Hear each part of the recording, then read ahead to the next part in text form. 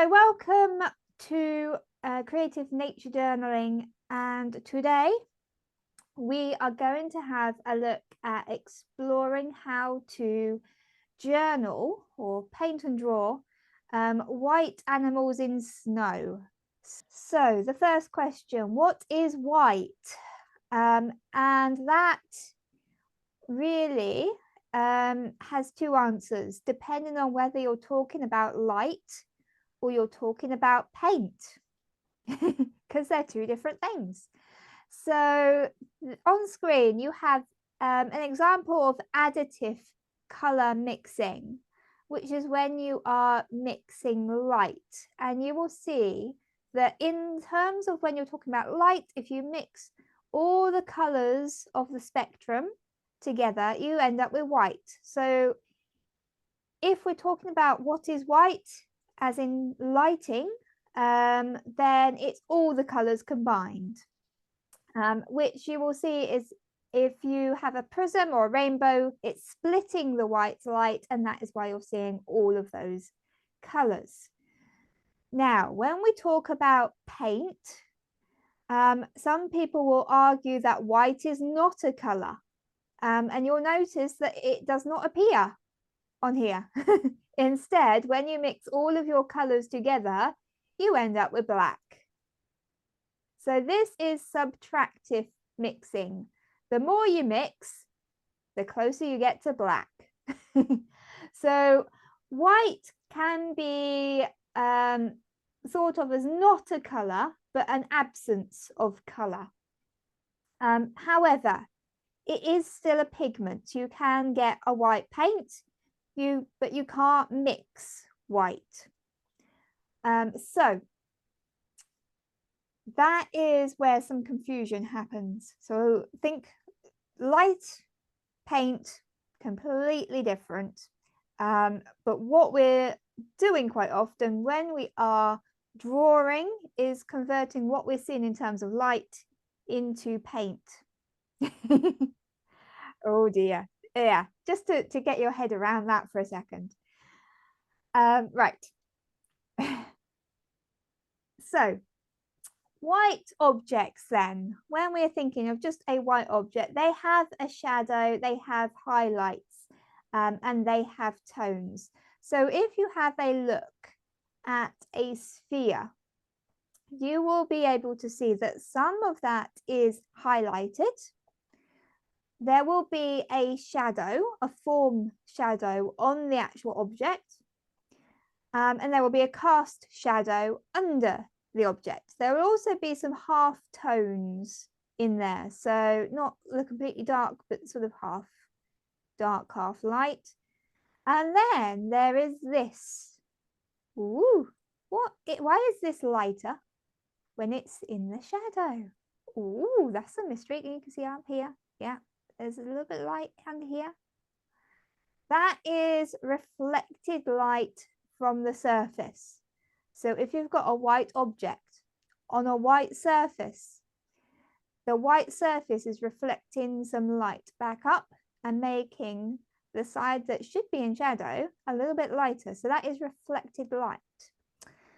I'm just going to come into here.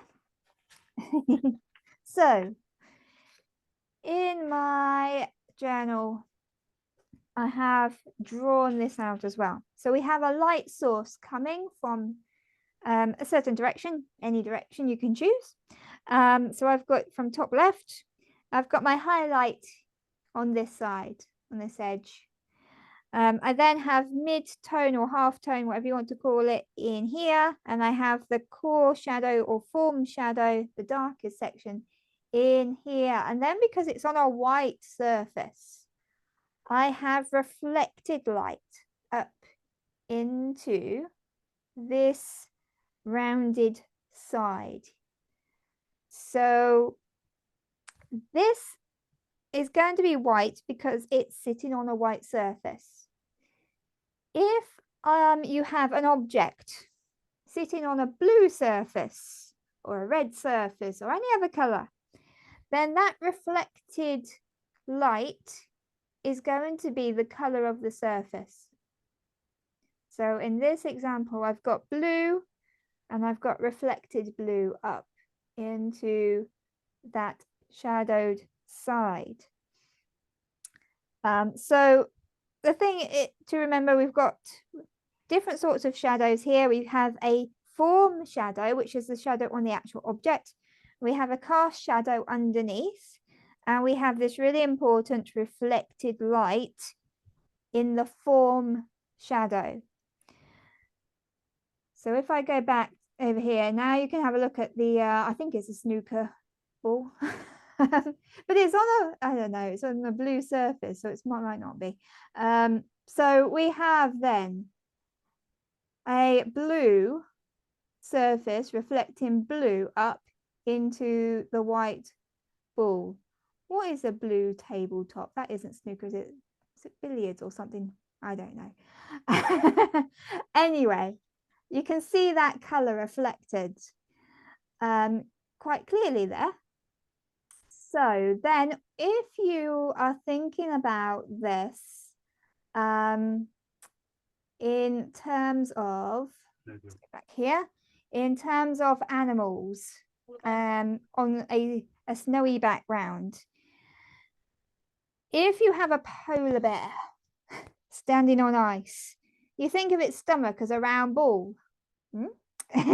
we've got highlights, we've got half tone, we've got form shadow, and then we have reflected light from the snow coming up underneath.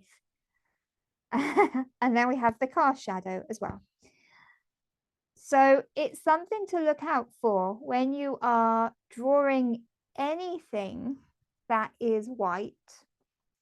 You're probably going to see reflections of both light and color. Right. I have also another example, which I thought was quite fun. Okay, yes, yeah, more polar bears. On this image, Mother Polar Bear is standing on a rock, and therefore the reflection had more of the color of the rock in her belly,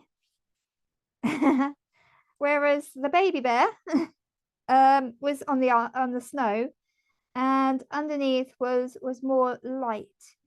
So you might find that when you look really closely, you will see different colors reflected up depending on the surroundings. So white is not always white. It is colorful. There will be reflected colors, there will be reflected light, and all sorts of things going on. So you've got to think about surroundings, the color of the sky, the color of any rocks or foliage around, and also what color are the shadows on the snow. It does all sorts of funny things. So when you're drawing your whites, don't just use white, use color is the thing to remember. And it's helpful to use really good photographs because then you'll be able to see these subtle colors better. Good strong lighting, strong contrasts are great. If you are taking photographs of a white animal, I suggest probably don't use a flash because it tends to flatten everything, but use natural light.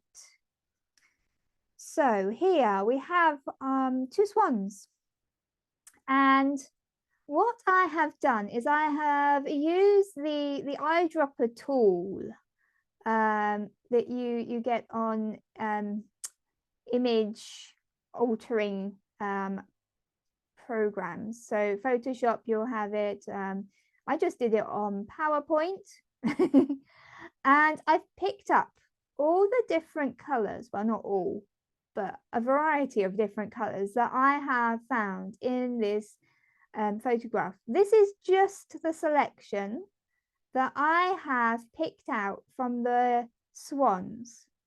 This is not any background. These are just the colors that are contained in those white swans. Now have a look at that variety of colors. I got that far and then I got bored. I could have kept going. There are so many different colors and tones within these white swans. And I thought this was just to show you how many different colors you may need when you're painting white. Beside that, I've also got it in grayscale, so you can see the differences in tone within that white. So you've got very, very strong highlights, but then you've got all these different subtle shades of gray and going quite dark in some sections. So have a think. You've got two things to consider. What is the tone that you're seeing? And how many different colors are you seeing reflected? You might want to think about also, are they warm colors or are they cool colors? So the temperature of the colors you're seeing will also have an effect on how you view them. There will be lots of different relationships between warm and cool, and where you place them might give a clue as to where you want to draw most attention or where there is a different source of light. So is there a warm source of light and a cool shadow? Or is there a cool source of light and warm shadows? You've got to look carefully. So if you are struggling to see your warms and your cools and all the different colors, what I suggest you do is get a white piece of paper and make a hole punch in it. Then what you can do is to place your hole punch over the top of what you're seeing. Let me just grab one I made earlier. Here we go. So you might think, okay, I've got white piece of paper with a hole through it, and then I'm going to look at a reference, place it on in a certain point, and then think to myself, what color am I seeing when it's just isolated against white? Is it pure white, or is it very subtly yellow? Is it very subtly blue? Is it pink, purple, brown, anything else that you're seeing? And it makes it much, much easier to then isolate little points and go, okay, I can now see that that color is very, very slightly pink or very, very slightly purple, whereas you may not have noticed before you were struggling to sort of work it out. So hole punch is really, really useful for seeing those. Right, okay, so let's have a little look at where we're going next. Okay, yeah, we've got this. One more color slide. So when you are seeing colors, the other thing to bear in mind is that you see colors in relationship to the surrounding colors and tones. Now, what I've done here is I've pulled out some of those swan colors and I've put them surrounded by navy at the top and surrounded by dark brown at the bottom. The ones on top and the ones below are the same color, but they may look different depending on how they are surrounded, what they're surrounded by. So probably your eye is drawn to the ones that have greatest contrast, but let's test that. Which of these stand out most to you? So we'll have top row left, middle, right, bottom row left, middle, right. Shout out if you want. Top row, middle, and the bottom row, the white and the brown. I would say top row, middle, and bottom row, middle, possibly. There could be one on the right. Interesting. Okay. Might be our screens, of course. It could be your screens as well. Yes. I would say, to me, the one that stands out on my screen is the top row left, because this is very, very warm color against very cold. So you've got the complementary contrast there. Again, your screen, you might find different screens, it looks different. And the bottom row middle, again, you've got the contrast of the cold against the warmer color. Mm. This one, this is because it's blue against blue, it hasn't got the color contrast, but there is definitely a tonal contrast. So it's interesting. I find that the ones on the right, on my screen at least, the one on top and the one below look very different colors, but I can guarantee they're the same. Definitely look different, yeah. Yeah. Yeah. So that just, this I thought was, because it's a really subtle color as well, it was quite an interesting sort of optical illusion. Anyway, let's move on to having some pictures to draw from. So first of all, then, have a look. When you're looking at something white and the colors and the tones are very subtle, the first thing to do is to just observe. If you want to map out where you're seeing light and dark colors, then it's a good thing to, when you're drawing, just map out, this is a dark shape, this is a light shape. That's absolutely fine to do. So what we're going to have a go at is, first of all, just drawing this polar bear. I am going to start off with white paper. We'll get on to the toned paper afterwards. Okay, so let's do,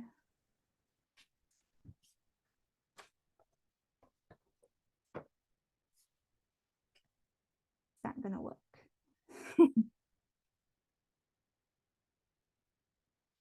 Right, so if you want to start drawing, you can when you are happy. I'm just going to zoom in a bit more so that, there we go. You can see what I'm doing in the corner here. So what are we going to start off with? Just think of this as a bit of a warm-up as well. Have a look at the shape of our polar bear here. And what I'm going to do is, it's sort of a circle, half circle for the hips, and a bit of a circle for the shoulders, coming into that front leg, and then a circle for the head. That's how I'm going to start it off. Again, you can keep yours nice and light, so you can go over much easier. I'm drawing a little bit heavier than I would normally, so that you can see what I'm doing. Right, so I'm going to then have a little think about these front legs and the negative shape that is between them. It's good to use negative shapes when you're drawing. Have a little think about proportions. Don't worry too much. This is a warm up. Just get a feel for the shapes you're seeing. Quickly put them down. Can chop into that round shape a bit more, get a bit of an angle on that leg. And then the sort of hump of the shoulders coming into the neck. That's quite exaggerated on larger bears.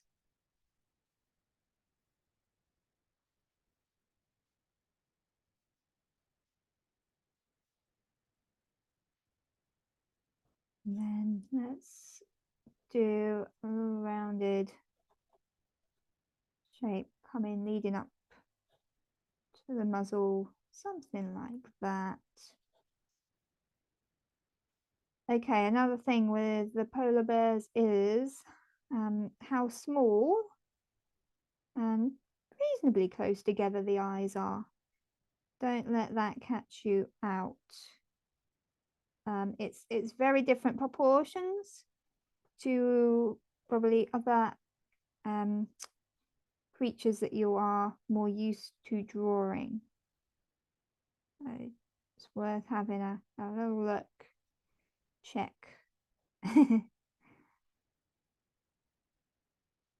And then the spacing between the nose, which is very large, the eyes, which are very small, and the ears should be the same. So whatever gap is here should be the same pretty much here. It's more prominent when you're looking at a side-on view. So just make sure you're not getting the ears too low down or too big.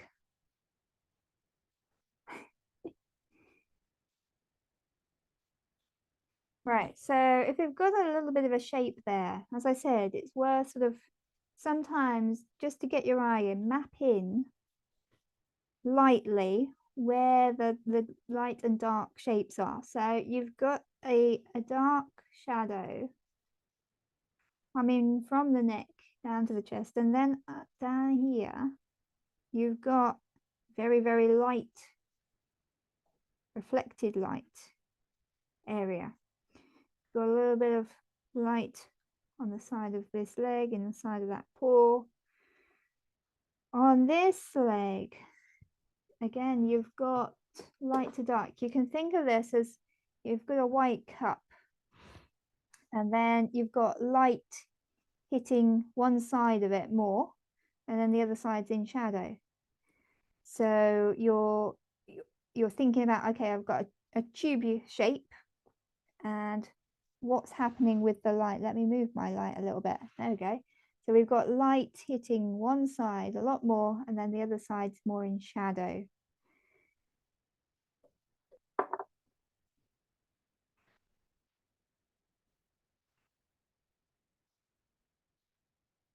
So whereabouts do you want to have that transition sort of starting? And you could map it out into this is very light, this is mid-tone, and this is dark. If you find that helpful. Again, across the head, where is it more light? Where is it more dark? Where across the back?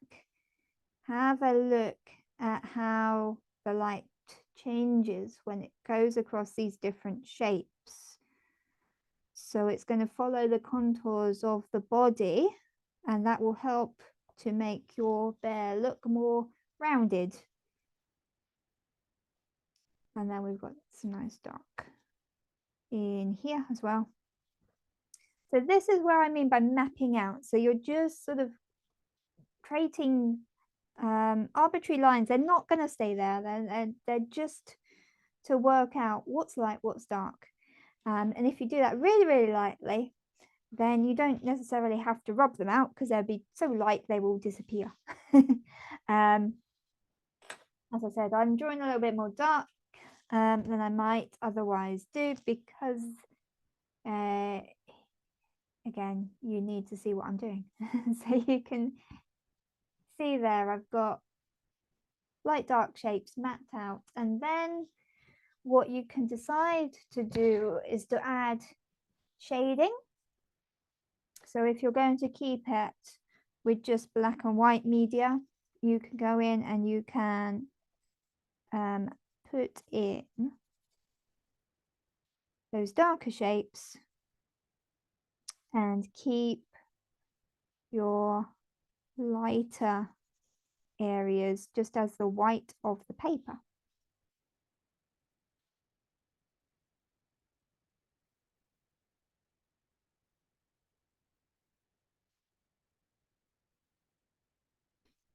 And this is good practice for just looking at the subtleties of the tone that you are seeing. So how dark is each little section? Does it get lighter at certain points?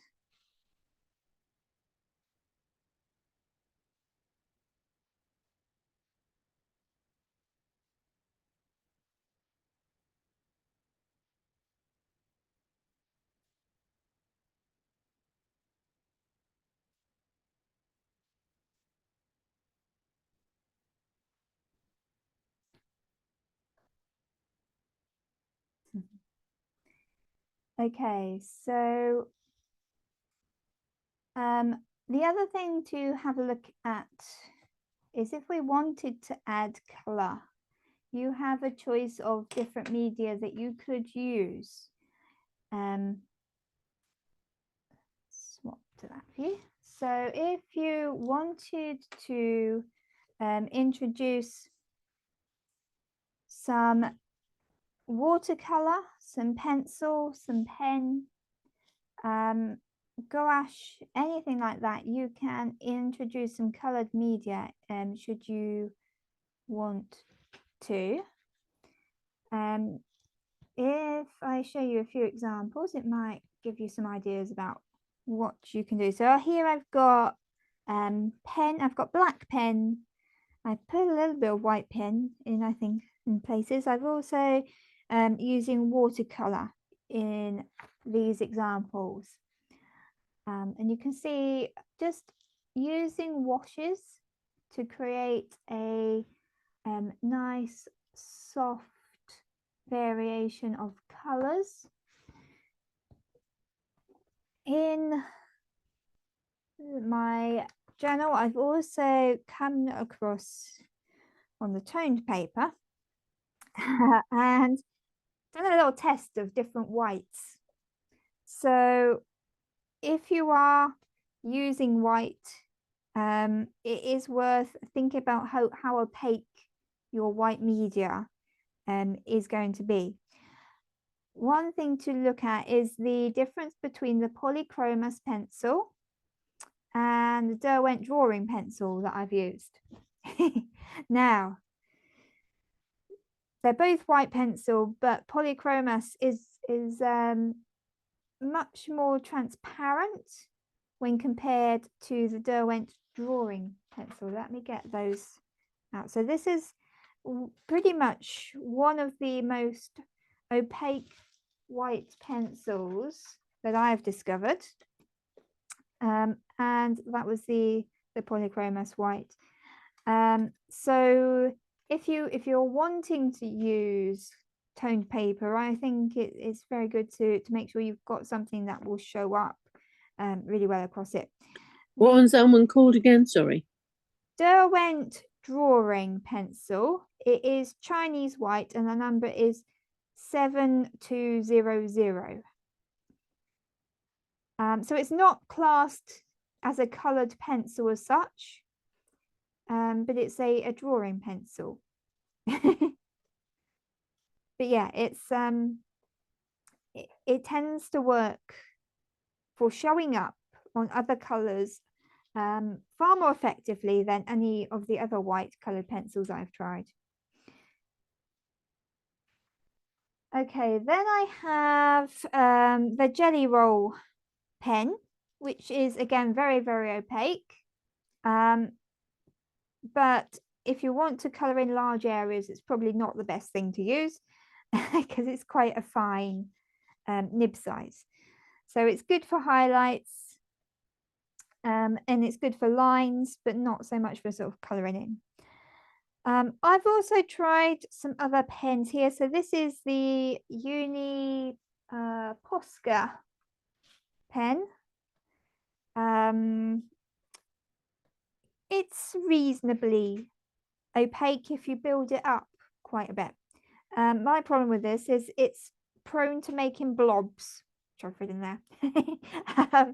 So if you go in again and again, you'll probably end up with a big blob of white, and sometimes that's not where you want it to be. So use with caution. The Faber-Castell I don't get on with as a white because it's really transparent, and it yeah, if we compare it to the jelly pen, it just, yeah, not worth it, I don't think. I did have a uni paint marker, but it's drying up. You can see it though from the amount I did get out that it is again nice and opaque, but it smells awful. So again, you can choose whether that is something that's going to put you off. And under here I've also put white gouache. That is the permanent white from Winsor & Newton, which again is the most opaque form that I have found. So when thinking about white and you're planning on layering, how opaque your white media is probably going to play a role in what you choose and where you choose to put it. Okay, so let's have a go at, let's have a look, more polar bears for you. And if you want to choose some colored media for this one, then have a think about some subtle colors you can add in. If you're sticking to colored pencils, the lighter polychromos pencils, so the light grays, ivory, cream, maybe pink, maybe not pink for this one, light blue, all work really well. If you're using paints, then just think about how either watered down or how they're mixed with white. And I will say a little bit more on that as you get drawing. So I'm just going to change the screen back. Oh, what's that? It's going to cover up. Right, I'll put it over here a moment and then I'll move that screen. Okay, so you can start with the bears on the other side. Right, let's have a look at my example. While you're having a look at getting those on, let's have a look at this as well. So are you using watercolor or are you using a different sort of paint? Is the first thing to consider. And if you are using watercolor, then you're probably getting your light colors by adding water rather than adding white. And if you're using something like acrylics, then you might be adding white, but it doesn't mean that is the best way of lightening your colors. So what happens when you add white to make a color lighter is that it does make it lighter, but it also decreases the saturation and the vibrancy of the color. So your colors start to look a bit chalky. Whereas if you dilute with water, it will lighten the color, but keep some more of that vibrancy and saturation, because the white then that you're using to lighten is the white of the paper underneath. So I've made a few examples here. So this way I'm adding white paint, and this way I'm adding more water. And hopefully you can just about see the difference in color that I am achieving for the red, the brown there, and the blues. So it is something to think about when you're trying to use lots of very light colors. Is it going to be best to add white paint, or is it going to be best to try and dilute your color and use white paper? And that again will have an effect on how bright those colors look and how vibrant they are on the page. So just another little aside to think about. Let's get a better picture of the bears now. So again, you might want to start off with some light outlines. So think about the shape that you're seeing for bears. So I've got along the back, the shoulders coming in here.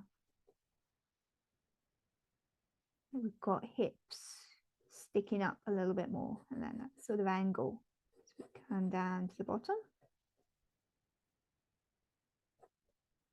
Look at the angle of the legs. They don't just come straight down, they have a slope to them. And they're not long legs, they are quite short. You may not have noticed that to start with, but the proportion is mostly body, a little bit of leg.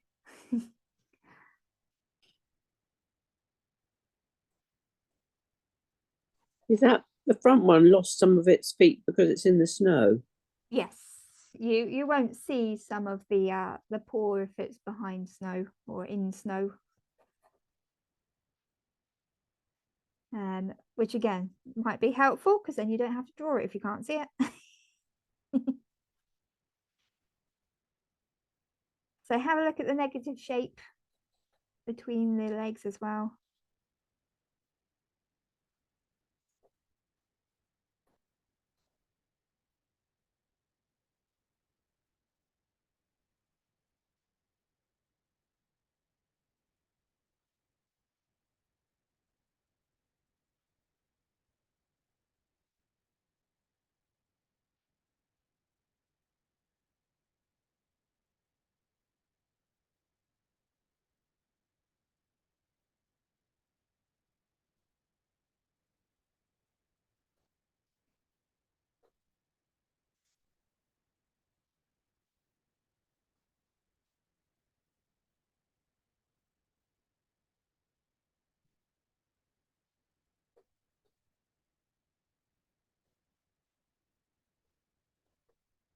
Have a comparison between the size of the adult bear and the cubs as well. So think, okay, where does the head come to in comparison?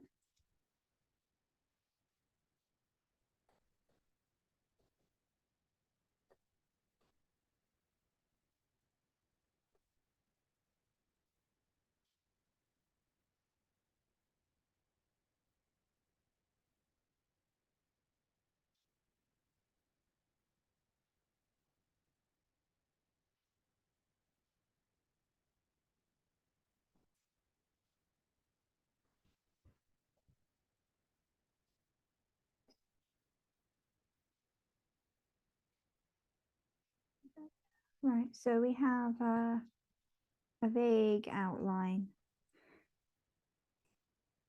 And then what you can do is whatever media you're using, start to map in some of the subtle colors that you're seeing. So polar bears tend to have quite a yellow tint to their fur when they're seen in sunlight. So what we're going to do is I'm using One of my favorite colors for painting animals, especially light colored animals, which is Naples yellow. If you don't have Naples yellow, you can use yellow ochre or raw sienna and mix it with a little bit of white, and you'll get something very similar. So this is a sort of creamy yellow. It's really nice for that sort of natural light color that you're likely to be seeing in animals. So lots of water, that's a bit too thick. So lots and lots of water added. And then you can just start picking out a few places where that color gets a little bit more picked up. Don't be afraid to leave white paper. That's going to be your highlights. Again, if you've got lots of lines on the page and you want to tidy it up a bit more, go ahead and tidy it up. I haven't bothered with tidying it up.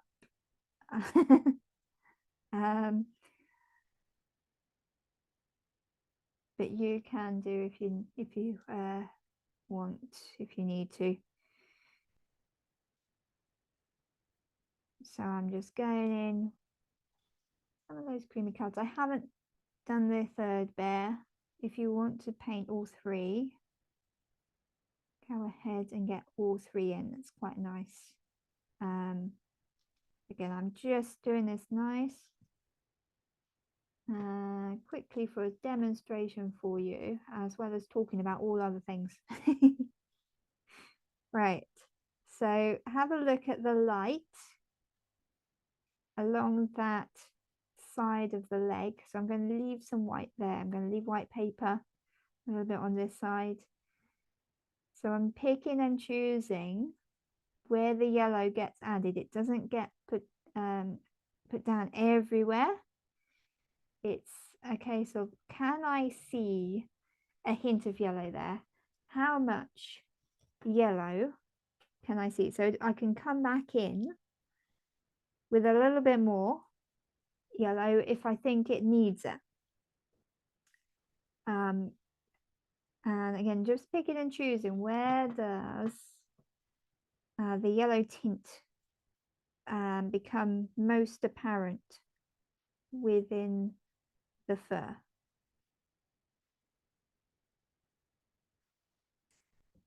The other thing you can try to do is at the edges, if you want to try and create a bit of texture, you can do some feathering with your brush. So you're doing tiny little hatched marks all along the edge, which is just going to create that slightly furry look. If you don't want to do that sort of feathering texture, you can come back in with a clean brush and then just wash out the edge of where you've put some of that yellow, so it becomes a soft edge rather than a hard edge.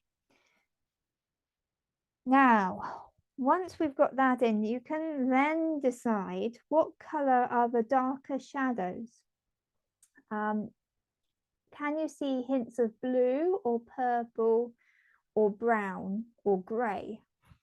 And the answer is probably yes to all of those.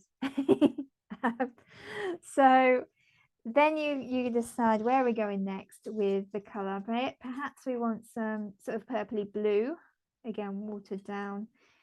If you've got the Naples yellow and you put blue over the top of it, if it's a purpley blue, like an ultramarine blue, you're more likely to get grey than green, which again is another good thing. If you're using a very cold blue, you might end up with green. So be careful not to go over your yellow if you can help it.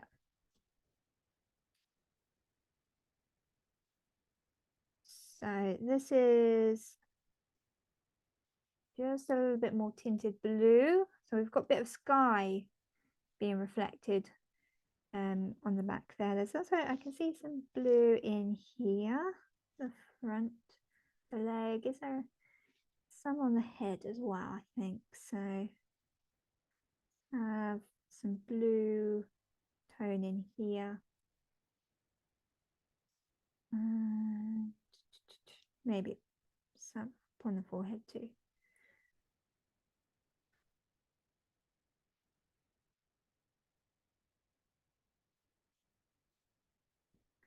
Now, what you've got to do is when you start adding all these colors in, have faith that it will look correct, but also don't go in too heavy. So if your blue is starting to look a little bit like it's overtaking, with watercolor, you can just blot it out a little bit. So I lift some of that away so it doesn't become too powerful. You want to be subtle with the colors that you're putting on. So keep them really, really watered down. Work your way from very, very light towards darker. If you go in with the colors too heavy, you're likely to end up with psychedelic polar bears and lose the white.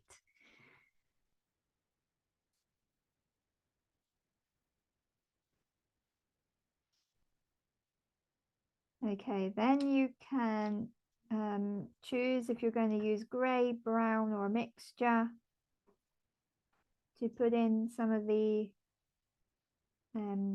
slightly darker shadows.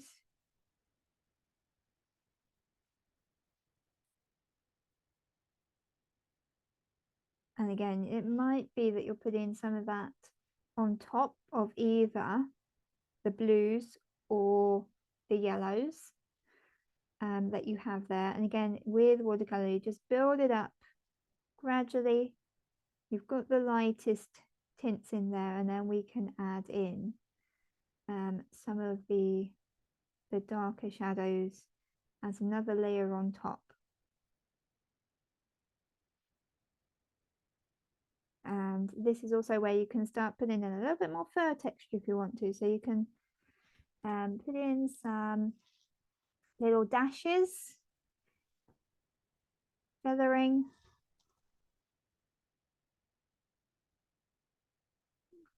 Come in a little bit closer on that one. Oops, let's do that. So you can see here I'm with my light browny grey. I'm just feathering out the edge of the shadowy shapes so that I'm emphasizing that this is fur texture.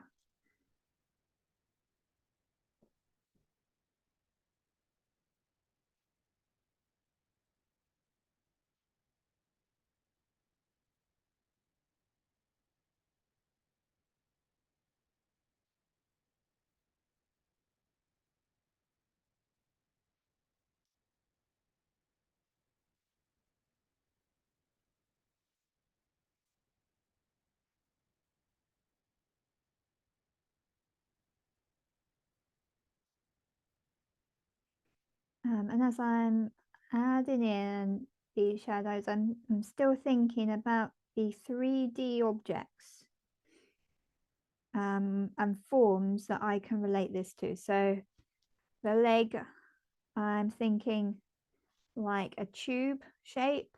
Where is the light and the dark being captured in here? So is there reflected light on this side, just on the edge here? Where is the main shadow? Is it in the middle? Is it to one side? If you can relate something that you are painting that's a bit more complicated to a basic geometric shape, it helps to make sense of the shadows where you expect them to be and where they are.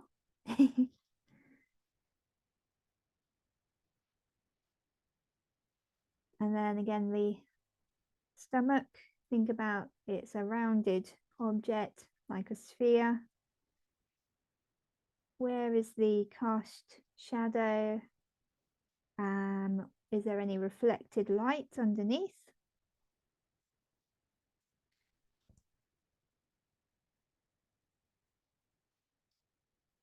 As we look up at the hip, there is a little indented section of anatomy. So we've got stomach sticking out. We've got this part concave, so there's a bit more shadow there. And then we've got on the other side of here, it's again sticking out a little bit more. So just think, what's the structure doing underneath and how that affecting the tones? Is it in light or is it in shadow?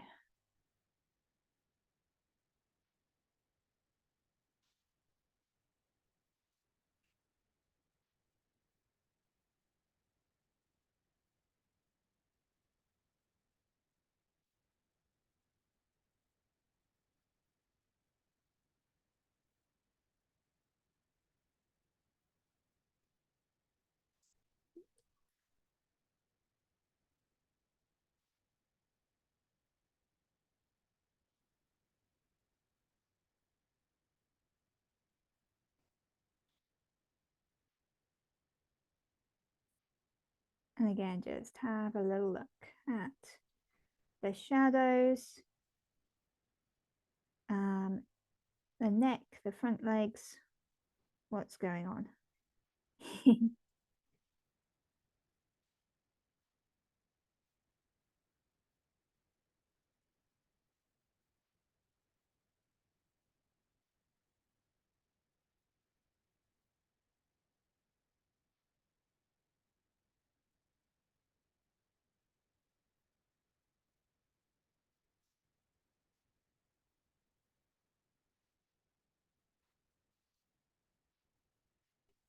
Okay, and then I'm just going to do a little black nose.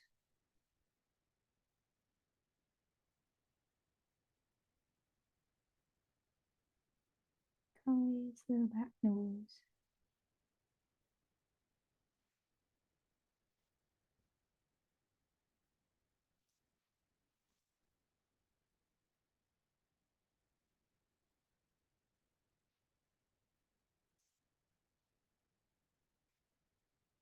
Okay, so you can see that although there's a lot of color, a lot of shadows on there, they are subtle, and the way to make them look even more subtle is often to add a bit of background.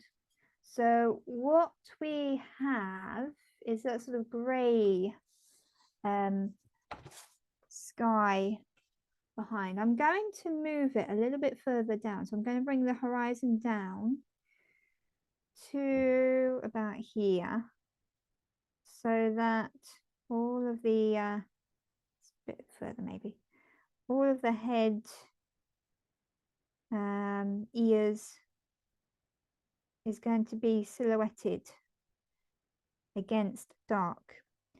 So if you're trying to make something look more white, the best thing you can do is provide some contrast between the white object and a dark surroundings. If you are painting a snow scene, it's often a good idea to actually make the sky a little bit darker, because that makes the snow stand out as being snow a little bit more realistically. So I've got this dark grey coming in behind, that's going to cast those bears into a little bit more relief. And then the snow, I'm going to put some blue. So look at cast shadows underneath the bears. But also when you're painting snow, look at any textures or forms where the snow may have been kicked up, or there's a rock or a bit of grass or something underneath your snow. Think about footprints. Perhaps these polar bears have been having a bit of a roll around, and there's all sorts of bits sticking up. So this is where you're going to see tone and shadow within the actual snow itself, and you can play with putting those shadows in again with a little subtle bit of blue, so lots of little broken up shapes. So I've been having fun in here. In the background you might see some more subtle sort of variations, so I'm just going to do a few little washes. So it just gives it a little bit of sense of distance behind as well.